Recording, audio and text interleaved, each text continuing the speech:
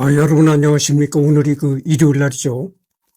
2025년 11월 23일 오전 11시 3분을 가리키고 있습니다.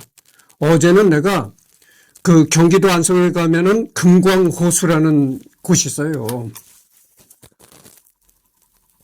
거길 갔다 왔는데 금광호수 전망대가 또 있거든요.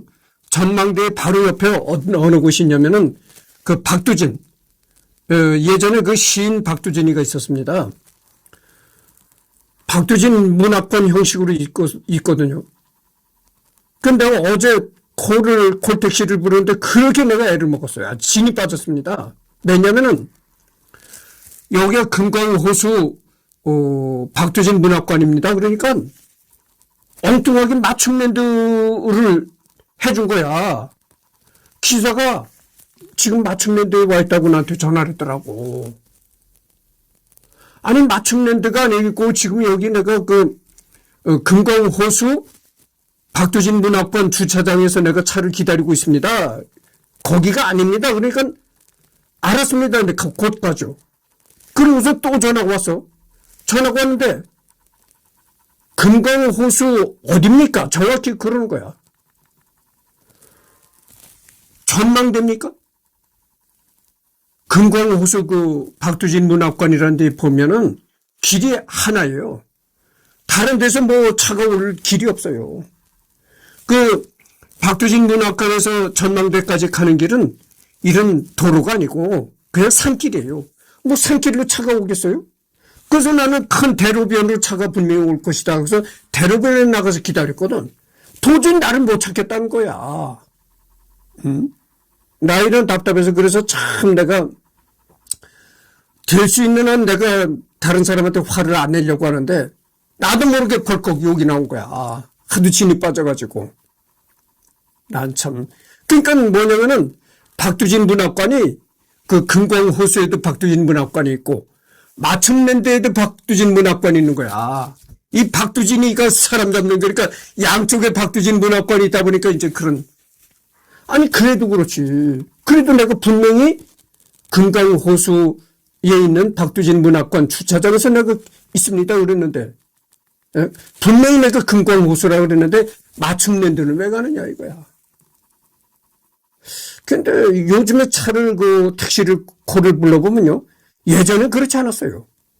아주 이상하게 그렇게 자꾸 진을 빠지게 만들어 놔요. 그건 난 일부러 그러는 건지 진짜 몰라서 그러는 건지 난 이해를 못 하겠어요. 아니 분명히 내가 얘기를 했잖아요. 맞춤랜드가 아니고 금광호수라고 금광호수에 박두진 문학관 앞에 주차장에 내가 있다. 그랬는데 금광호수라고 그랬는데 아니 안성 사람이 금광호수를 모를 수가 있나요? 나 이런 참 미치고 빵꾸나 노릇이야. 정말 왜 그런지 모르겠어요. 그래서 여러분들 이 시간에 내가 하고 싶은 게 어딜 가려면은 꼭 면 소재지를 확인하고 가라 이거예요. 그래서 여기가 금광호수 박두진 문학관 앞입니다. 그렇게 얘기를 하니까 무슨 면이네. 아니 내가 갑자기 이게 또 거기에 막힌 거야. 아니 내가 거기에 무슨 면인지 내가 어떻게 알겠어요. 그러니까 여러분들 어디 가서 코를 불리려면 꼭 면 소재지를 확인하십시오. 어떤 면인가를 확인하고 가라 이거예요. 보게면입니까 그래? 내가 안성에 보게면이 어디 있는지를 내가 알 게 뭐야. 그것까지 내가 확인을 안 해봤거든. 꼭 면 소재지를 확인하고 여기 어떤 면입니다. 아주 확실히 얘기해 주십시오. 아니 이상하게 기사들이 배가 불렀는지 이제 코를 잘 응하지 않아요. 그리고 이 콜택시를 운행하는 기사분도 확실히 이제 수가 줄었나 봐. 수입이 닿지 않고 그러니까 많이 기사분들이 이 기사직을 그만둔 것 같아요. 상당히 어려워요. 그래서 정말 내가 화를 안 내겠다 했는데 어제 벌컥 화를 내고 말았다니까. 저는 나 거기서 내가 평택역까지, 안성 금광호수에서 평택역까지 그렇게 거리가 멀질 않아요. 한 4만원 정도, 택시비 한 4만원 정도면 온다고. 그래서 거기서 평택역까지 한 4만 원 내고 택시를 타려고 했는데 그러니 어떡합니까? 내가 뭐 자가용을 몰고 다니는 사람도 아니고 거기서 잠을 자야 된다는 결론이 나오는데 얼마나 내가 뿔따고 합니까? 응? 그리고 내가 원래 계획은 수원버스터미널에서 안성 가는 버스를 타고 안성버스터미널에서 내려서 택시를 타려고 했거든, 계획이. 아니 근데 요즘에 이 버스 노선들이 자꾸 또 없어져요. 버스 타는 이 승객들이 없어지다 보니까 아니 안성 노선이 없어졌더라고. 참나 이게 좀. 그래서 평택에 가서 이제 평택역에서 타는 게 제일 택시비가 적게 나와요. 거기가 최단거리야. 그래서 갈 때도 이제 평택역에서 그 안성 금강 호수까지 가서 내려서 택시를 타고 촬영을 하고서는 오는 길에 그렇게 내가 참 될 수 있는 남한테 화를 안 내려고 했는데 안타깝게도 내가 화를 내고 말았어요. 참 내가 늘 어디 가나 나는 택시를 이용하는 택시 이용자가 돼서 택시분들한테도 내가 택시기사분들한테 화를 좀 안 내려고 했는데 내가 택시기사분들의 신세를 많이 지고 살거든. 참 나도 모르게 욕지거리가 나오더라니까. 아니 왜들 그렇게 헷갈리는지 모르겠어요. 정말 일부러 그러는 건지 정말 몰라서 그러는 건지. 아니 안성 사람이 금광호수를 모른다는 게 말이 됩니까? 아니 내가 분명히 얘기를 했잖아요. 박두진 문학관이 맞춤랜드도 있고 금광호수도 있고 두 군데 있다 하더라도 내가 분명히 금광호수라고 얘기했단 말이죠. 아니 근데 왜 맞춤랜드는 왜 가 글쎄. 나 이런 정말 환장하고 미치고 빵꾸날 노릇이 정말 우리 속된 말로 미치고 빵꾸날 노릇이야 정말. 근데 와서도 내가 지금 금광호수에 왔습니다. 나한테 전화를 했는데도 뭐 잘 모르겠다고 이 얘기하고 새길이냐 큰 길이냐 별걸 다 물어. 그래서 내가 화를 벌끄는 거야. 여러분들 코를 부르는 사람이 산길이나 오솔길에서 코를 부릅니까? 그게 아니잖아요. 차가 많이 다니는 대로변에서 코를 부르는 겁니다. 그래야 기사분이 딱 알아채지. 응?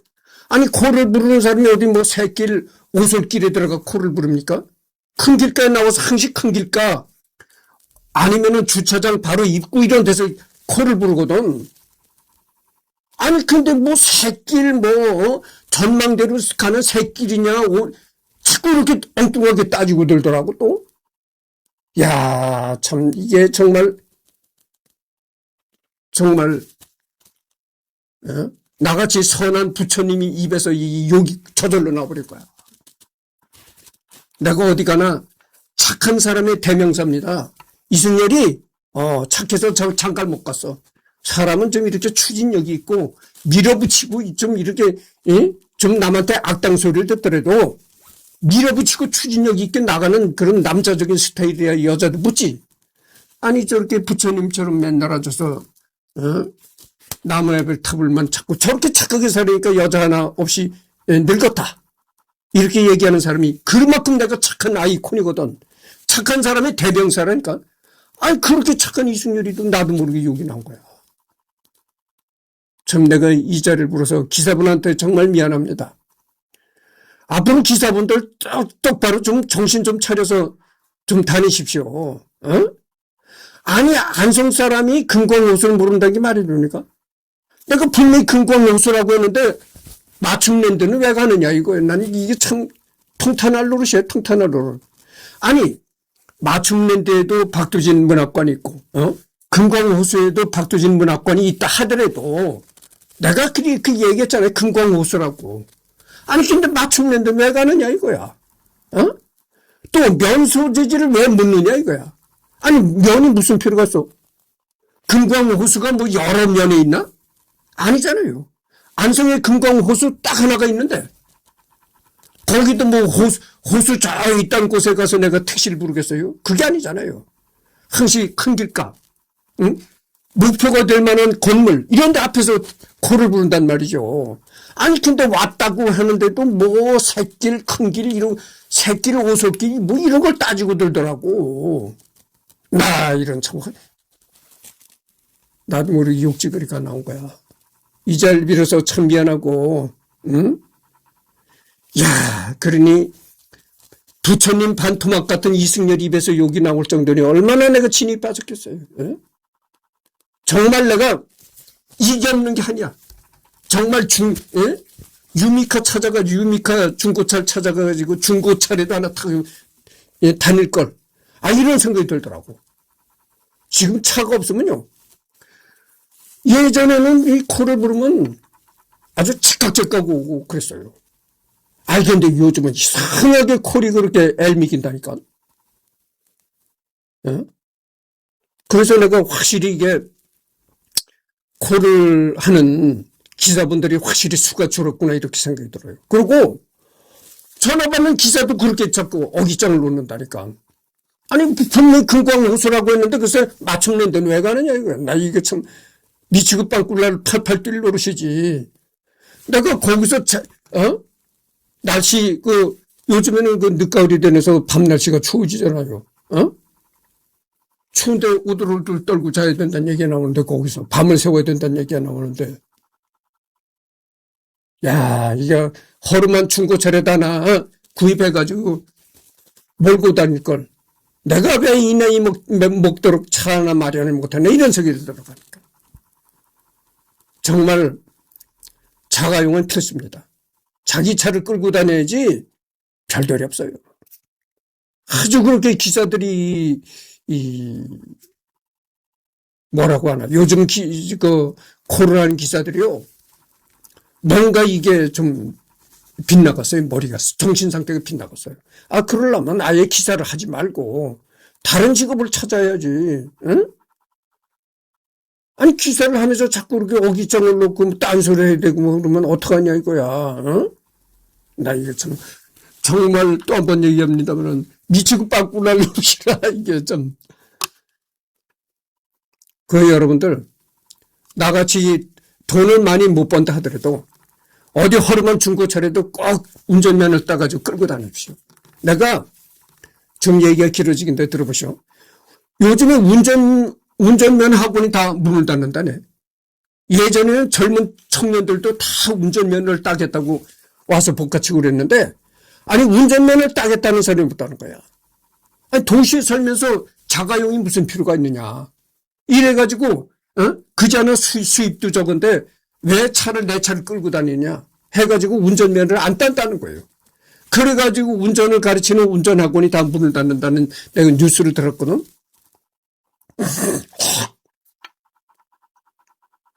야, 참.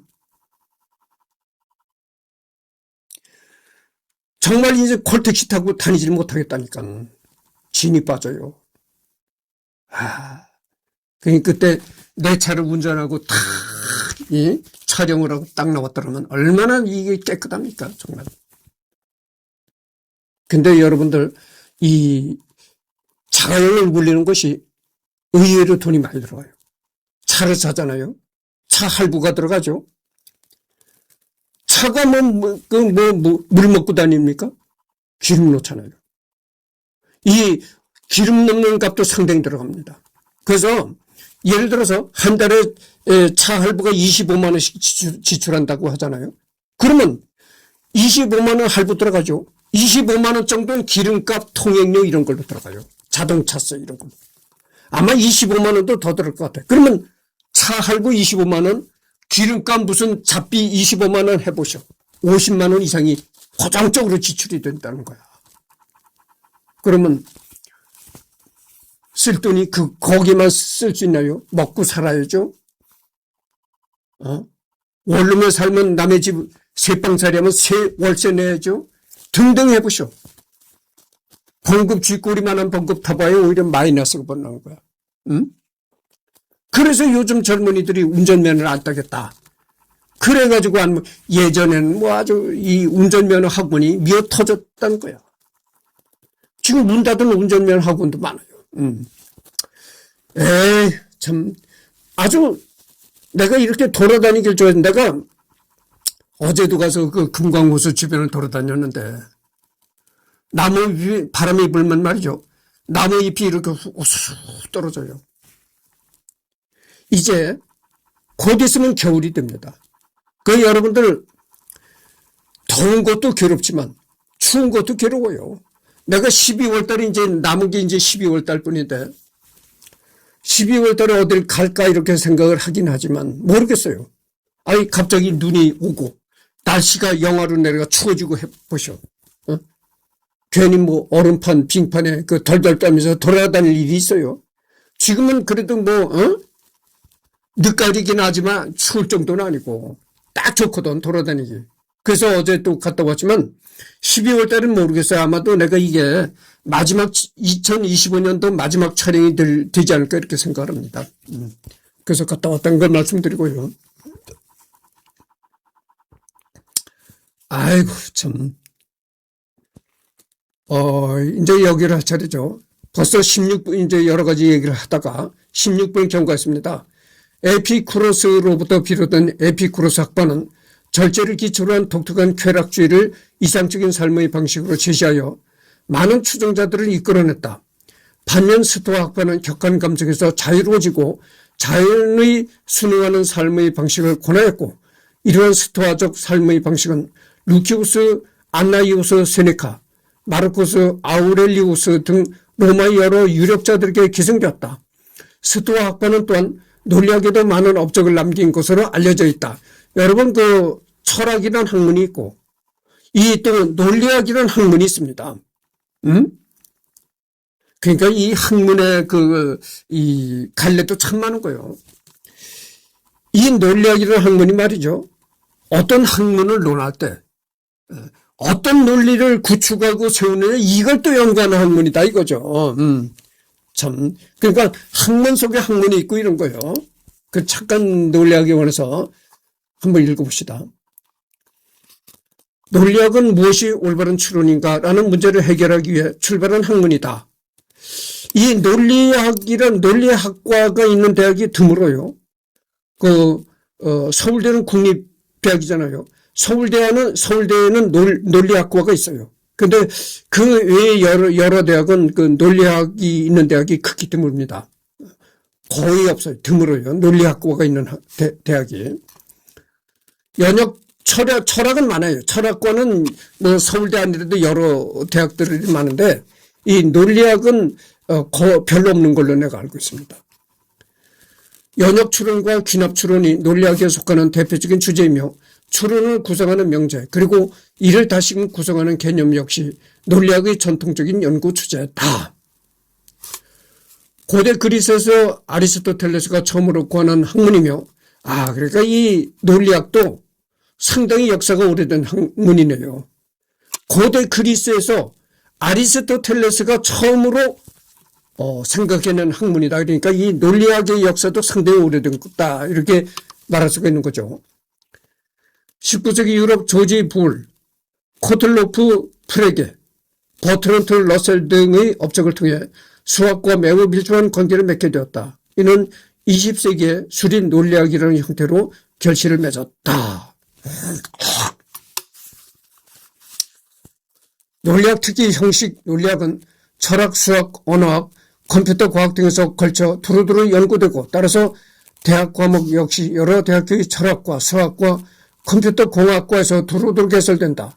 논리학은 수학에서 수학 기초론으로서 연구된 편이고 컴퓨터 과학에서는 논리회로부터 시작해서 프로그래밍 언어에 이르기까지 다양한 분야에 걸쳐 응용된다. 철학은 논리학을 전통으로 연구해온 분야답게 형이상학, 수리철학, 언어 철학 등 각 분야에 접목된다. 철학은 논리학을 바탕으로 발전된 학문이다 이런 얘기입니다. 그래서 이제 논리학 얘기가 나와서 잠깐 들어갔었습니다. 더불어 플로티누스로부터 비롯된 이른바 신플라톤주의 철학자들은 플라톤 철학의 신비주의적인 면모로부터 비롯된 관념론적 세계관을 개진하였다. 초기 기독교는 바로 이런 사상적 지형도 가운데 발전해 나갔다. 바울로가 아테네에서 에피쿠로스 학파 및 스토아 학파와 논쟁하였다는 사도행전이 1화, 그리고 로고스 개념을 통해 예수를 설명하려 한 요한의 복음서는 그 대표적인 사례다. 특히 영지주의와 교회학자 간의 대립과정 등에서 당대 여러 철학 사조가 미친 영향은 중세 철학으로 이어지게 된다. 더 읽어볼 만한 글, 한국어로 저서를 번역된 대표적인 서양 고대 철학 관련 저작은 다음과 같다. 소크라테스 이전 철학자들의 단편선집, 그 다음에 디오게네스 라에르티오스, 유명한 철학자들의 생애와 사상, 그 다음에 피에르 아도, 고대 철학이란 무엇인가,希腊 철학 인문 탈레스에서 아리스토텔레스까지, 그 다음에 서양 고대 철학, 철학의 탄생으로부터 플라톤까지.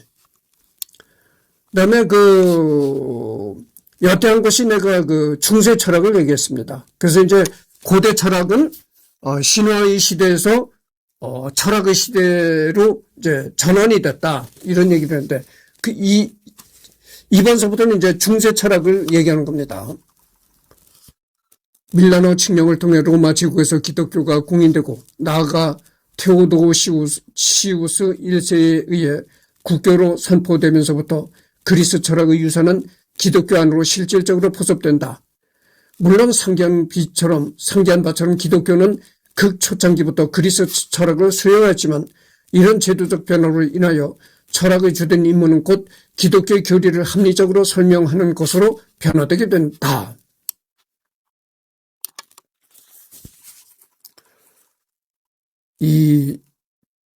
예전에 내가 클래식 음악을 얘기하면서 중세 시대에 관해서도 잠깐 얘기를 한 적이 있습니다. 이 중세 시대라는 건 어떤 시대였냐면은 이 기독교가, 서양의 이 그리스도교 기독교가 모든 것을 지배할 때였습니다. 그러니까 정치, 경제, 문화, 음악, 미술, 모든 것을 이 기독교 정신에 입각해서 창작을 하고 이런 시대였단 말이죠. 그러니까 기독교 사상이 모든 사회 전반을 이제 지배하고 있을 때다 그죠. 그래서 음악에서도 그래요. 여러분들 클래식 음악도 이렇게 듣다 보면요, 모차르트나 바흐, 핸델 이런 음악들을 들어보면요, 이 기독교에 관한 게 많이 나옵니다. 핸델의 메시아라든지 할렐루야, 할렐루야 합창, 이런 기독교적인 음악들이 많이 있거든요. 근데 모차르트나 이런 사람들이요, 중세 이후에 나타난 음악가입니다. 그러니까 중세 시대에 나타난 음악가가 아니고 중세 시대가 지나고 완전히 르네상스도 이제 지나고 이래서 나타난 음악가거든요, 모차르트는. 그런데도 불구하고 모차르트가 이런 기독교적인 음악을 많이 작곡했다. 이게 뭐냐면은 여러분들 그렇잖아요. 중세 시대가 지나고 르네상스 시대가 도래했다. 그러면 딱 예를 들어서 2025년도까지 딱 중세 시대야. 다음에는 르네상스야. 딱 칼로 무자르듯이 자를 수가 있나요? 그게 아니거든. 그러니까 중세 시대는 지났다고 하지만 르네상스 시대도 여전히 그 중세 시대의 영향이 남아 있어가지고 그렇게 기독교적인 음악을 작곡했다 이거죠. 그래서 모차르트도 중세 시대 사람은 아니지만 중세 시대의 영향이 있어가지고 그랬다 이거죠. 근데 이 철학도 그렇다는 거죠. 철학도 중세 시대에는 기독교의 논리를 전부 합리화시켜주고, 기독교의 논리를 전부 좀 더 심화시켜주는 그런 쪽의 철학으로 발전이 됐다 이런 얘기입니다. 이런 중세 철학의 특징은 토마스 아퀴나스의 어록으로 알려진 철학은 신학의 신여다라는 말에서 잘 나타난다. 그래서 철학이라는 게 이때 중세 시대 철학은 그러니까 그리스도교의 교리를 더욱 심화시켜주고 교리를 합리화시켜주는 그런 쪽으로 철학이 발전했다 이런 얘기죠. 그래서 아퀴나스라는 사람이 뭐라고 얘기를 했냐면은 철학은 신학의 꼭두각시다. 신여다. 이렇게까지 철학을 비하했다는 것이죠. 라는 말에서 잘 나타난다. 다만 많은 철학사가들은 철학이 신여라는 말이 곧 중세는 그래서 암흑시대다라는 결론을 입증하는 추론에 반대한다. 흔히 교부라 일컬어지는 철학자이자 신학자들이 이끌어간 초기 기독교 철학은 상기한 바처럼 기독교의 정체성 및 하나님에 대한 철학적 설명 그리고 영지주의 같은 이단이나 이교와의 논쟁 등에 많은 힘을 기울인다. 서기 2세기 교부인 오리게네스가 본래 그리스에서 호메로스의 작품을 해석하는 데 쓰던 알레고리아 개념을 성경 해석에 적극적으로 도입한 것이 대표적인 예다. 기독교 공인 이후에도 이런 흐름은 계속 이어져 나갔으며 대표적으로 제1차 니케아 공의회에서 정립된 삼위일체론이 그리스 가면에서 쓰던 용어인 페르소나 개념을 창원점을 들 수 있다. 26분을 경과했어. 26분을 경과했습니다. 조금 더 해드리겠습니다. 그런 교부들 가운데서도 신플라톤주의의 깊은 영향을 받은 아우구스티누스의 철학은 비단 기독교뿐만 아니라 형이상학, 심리철학, 윤리학 등 이후 서양 철학의 흐름에 큰 궤적을 남긴다. 아우구스티누스도 언젠가 내가 할 것입니다. 아우구스티누스의 명상록이 유명하죠. 이 사람이 썼다는 그 명상록이 유명합니다.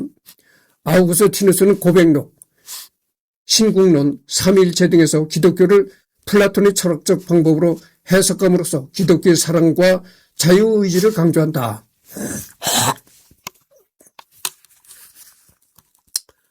이種자유의지는 기독교 내 철학에서뿐만 아니라 이후 근대 철학의 영역에서도 뚜렷이 계승되어 현대까지 이어진다. 하지만 반달족의 침략 가운데 선정한 아우구스티누스의 모습이 잘 대변하듯 서로마 제국이 이민족에 의해 멸망함에 따라 고대 그리스로부터 계승된 지적 유산은 큰 타격을 입게 된다.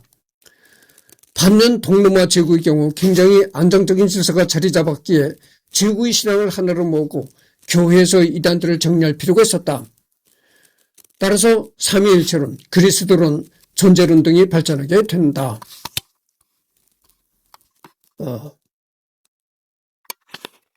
한편 흔히 암흑시대로 알려진 초기 중세에 서유럽의 기독교 철학자들 및 성직자, 수도자들은 사회의 유일한 지식인으로서 얼마 남지 않은 옛 지적 유산을 보존했다. 로마 귀족 집안에서 태어나 플라톤과 아리스토텔레스의 저작들을 고전 그리스어에서 라틴어로 번역하던 도중 동로마 제국과 내통했다는 이유로 자신이 섬기던 고트족 궁정에서 처형당한 기독인 철학자 보에티우스가 그 대표적인 인물 중 하나였다. 그 외에도 유럽이 전화에 휩싸여 있을 동안 아일랜드의 수도자들이 많은 고대의 문헌들을 보존해냈다는 것이 그 대표적인 일화 중 하나다. 이런 혼란은 카를로스 대제 때 문해 부흥이 일어나고 교회의 힘이 세지면서부터 비로소 진정되기 시작했다. 이 시기 고전 그리스 학문은 이슬람 황금기 가운데 중흥을 맞이했다.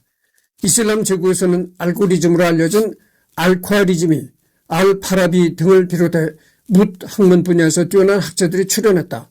논리학, 형이상학 등에서 큰 업적을 남긴 이븐 시나는 이후 유럽 철학에 큰 유산을 남겼다. 비록 이븐 시나의 아리스토텔레스주의 철학은 이슬람의 가르침과 부딪히는 점 등으로 인하여 알가잘리 등 여러 이슬람 철학 신학자들에게 비판을 받기도 했지만 아리스토텔레스주의는 이후에도 이어져 아리스토텔레스의 유일무이한 주석가로 불리기도 하는 이븐 루시드 같은 철학자를 통해 아란달로스를 거쳐 결국엔 서유럽에도 도달하게 된다. 카를로스 대제 이후 서유럽에서도 본격적으로 수도원 학교 및 사막사과 등으로 대표되는 초기 대학교가 서유럽에서 생겨나기 시작했다. 일찍이 보에티우스가 생전에 라틴어로 번역하였던 저작들의 대부분이 아리스토텔레스와 포르피디오스의 논리학 저작들이었기 때문에 당시 대학에서 주로 연구되던 철학 분야는 논리학이었다.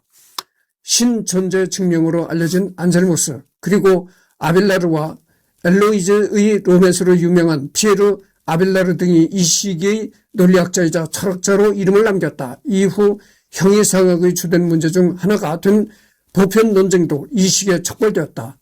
안셀무스는 아리스토텔레스 논리학의 유와 종에 해당하는 보편자가 존재한다고 본 실제론을 취했다고 짐작되는 반면 아벨라르두스는 그런 보편자는 이름 혹은 생각에 지나지 않으며 실제는 없다고 주장한 유명론자였다고 알려져 있다. 그리고 이런 전문적인 학자들 간의 논쟁은 곧 본격적인 스콜라 철학의 시대를 열었다고 평가된다.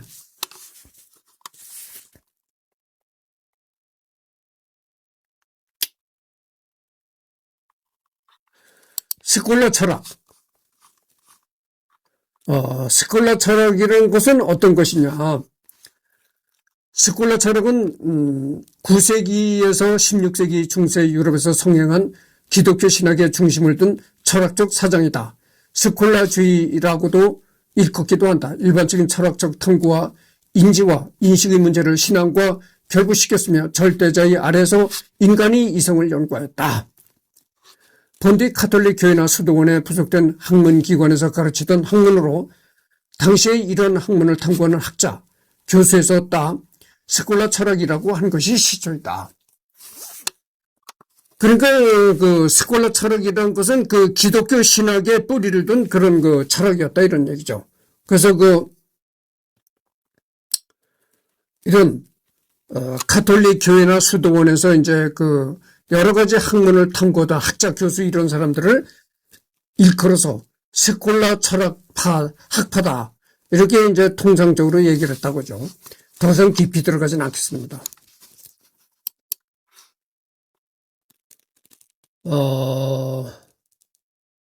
그리고 13세기부터 본격적으로 이베리아 반도를 통해 아리스토텔레스의 저작들이 번역되어 수입되기 시작하면서 당대 서유럽의 스콜라 철학자들은 다시 한번 충격에 빠진다.